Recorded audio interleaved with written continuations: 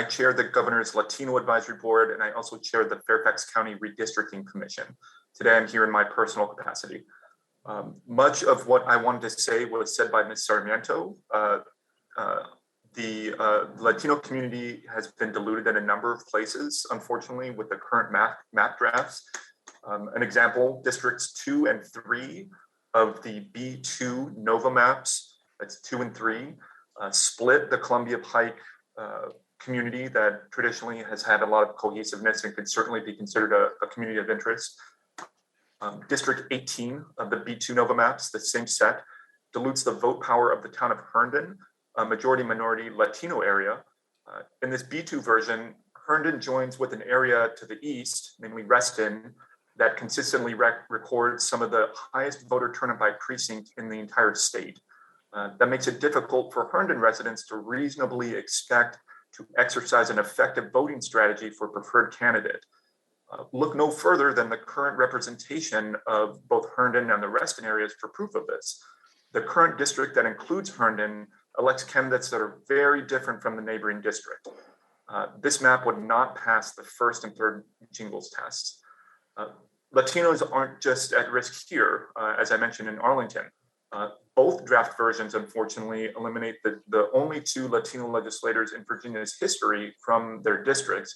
And I'm asking that special consideration be made to include them in a way that retains what little representation Latinos have in the General Assembly. The seniority of these 2 legislators represents the only political currency of any kind in the General Assembly for the aforementioned 828,000 Latino Virginians.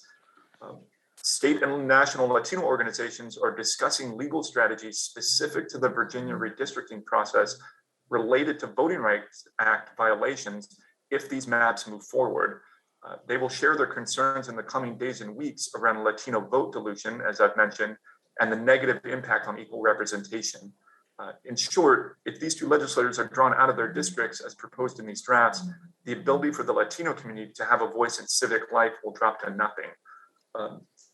Thank you again. I sympathize with the dilemma of public outreach. We at the Fairfax level have had our own difficulties there, and I want to thank you for your service and for the contributions that you're making to this very complex process.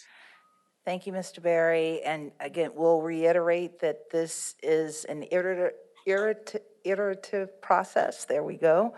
And that the maps that were shown last week first shot out of the gate, and they will change.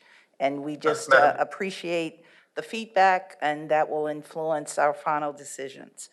So thank Madam you. Chair, there was also an error in the appendix of the materials that I forgot to mention.